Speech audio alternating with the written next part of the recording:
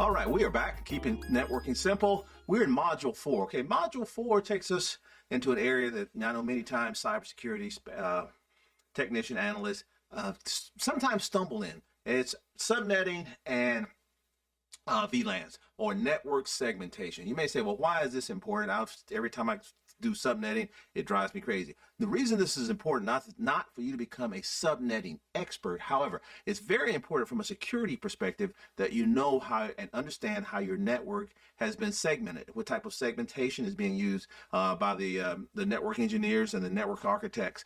If you have different VLANs and what's on a VLAN, and as well as if there are different IP subnets. It also helps out quite a bit when you're looking at your router configurations, switch configurations, firewall configurations. Now it gives you a little better understanding of how to read those configurations based on the IP address, the octets of those IP addresses, as well as the subnet mask associated, because many of your rules, your ACL rules and how you configure your switches and routers are done based on the IP address as well as the subnet mask. So this is where we're going to go. Actually, the goal here isn't to make anybody a subnetting expert, no, but to understand how your network is broken out and how you're keeping information or data segmentation across your network. Okay, let's get into this. Some of the things we're going to talk about in this section. Subnetting, standard subnetting. Also VLSM, which is probably used the most, is your variable length subnet masking. We're going to get into creating subnets as well as VLANs, virtual local area networks. Now this entire module, I've broken it up into sections to make it a little more digestible. Let's get into this first section. Okay, so IPv4 subnetting. I know everybody hates subnetting, but I like using analogies. I think you guys know when I teach, I love analogies. This analogy is what I call my bingo analogy. Bingo? Yes, bingo. Okay. All right, here's the setting. All right, here's the environment. You are the owner, the proud owner of a bingo hall. All right, and within this bingo hall, it's basically one big room, right? And it has 256 chairs inside of this room. 256 chairs, one big room or one big increment. Okay, so now if you know anything about bingo, if you ever played bingo, you know there are two people you need. One is the caller, and the other is the person who goes around and checks the cards, or the checker. Okay, so those two people have to be in the room before bingo can be played. So we have two chairs that we give these to the individuals. We're going to give the first chair to the caller. We're going to give the last chair to the checker, right? So in this case, we've got 256 chairs from 0 to 255. That gives us the 256 chairs. However, like I said, I've got to take the first one and the last one and allocate or dedicate those for those two people. So I can only sell or give out 254 chairs. That's the many available seats that I have for people to come in and play bingo. All right. So that's what you got. So I've got one huge increment of 254 available seats. Well, business is going good. Somebody came to you and said, hey, look, we'd like to actually play a little bit higher dollar bingo cards. Is there a way to do that?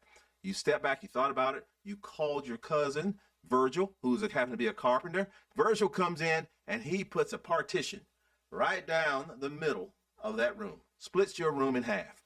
However, you still only have 256 chairs. Nothing changed there.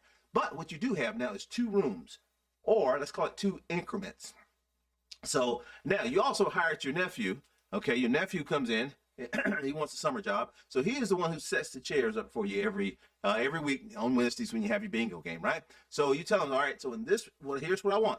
I want 128 chairs in one room. I want 128 chairs in the other room. Now, what you also did, because you're very enterprising, you put numbers, little tags on the back of every chair with a number from 0 all the way to 255. So you tell them, okay, I want you to start in room 1 with chair 0, and you're going to go all the way to chair 127. In room 2, you're going to start with chair 128, and you're going to go all the way to chair 255.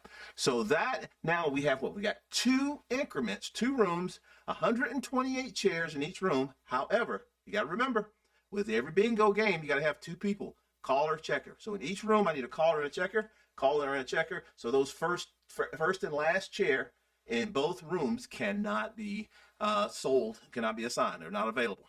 So I've got 126 available chairs in each room. So what have I done? I've basically subnetted my room. I have two subnets, subnet 1, subnet 2, or room 1, room 2, with 126 available chairs in each of those rooms. All right, business is still going good. Your friends come back to you, or your your customers, and say, hey, look, we want to play even higher dollar games. But you know everybody can't do that. What do? You get Virgil back on the phone. Virgil, hey, he comes over, puts up another partition this way in your room. Well, now what have you done? You've taken your room and you've got 4 increments or 4 separate rooms, right? And your nephew, hey, he's catching on. Okay, I know. I got to set up chairs. So, but now he can only put 64 chairs in each room. 4 segments, 4 increments with 64 total chairs in each room, right? And however, well, you know, caller checker, you got it. So the first and last chair in every room has to be reserved for the caller and the checker. So even though I got 64, I can only assign 62, 62, 62, and 62. So now you see, I think hopefully you're starting to catch on to this pattern, right? So now I have segmented, or I've subnetted my room, my large room, into 4 smaller subnets, okay? Still 256 chairs. Well, things still going great, and you got it. Virgil comes over, puts in some more partitions. Boom.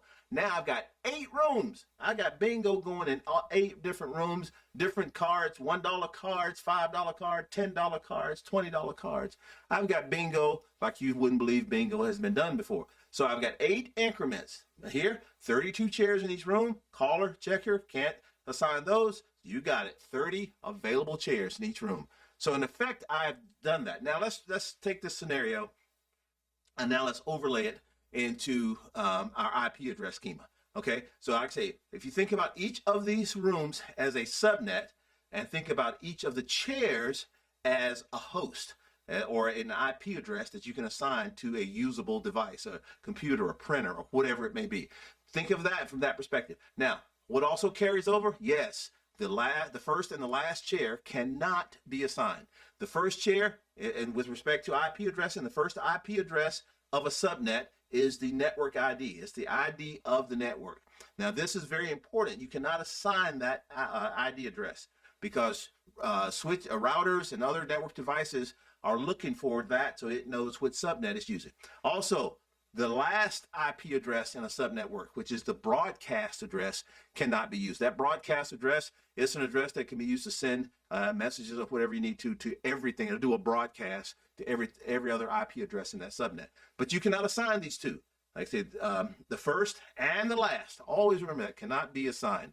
Subnetting from a bingo perspective. But really, like I said, the concept is the same of simple subnetting, of how to break out different parts and different pieces. When we come back, we're going to get into subnet annotations, how we annotate subnets. Come back for the next section.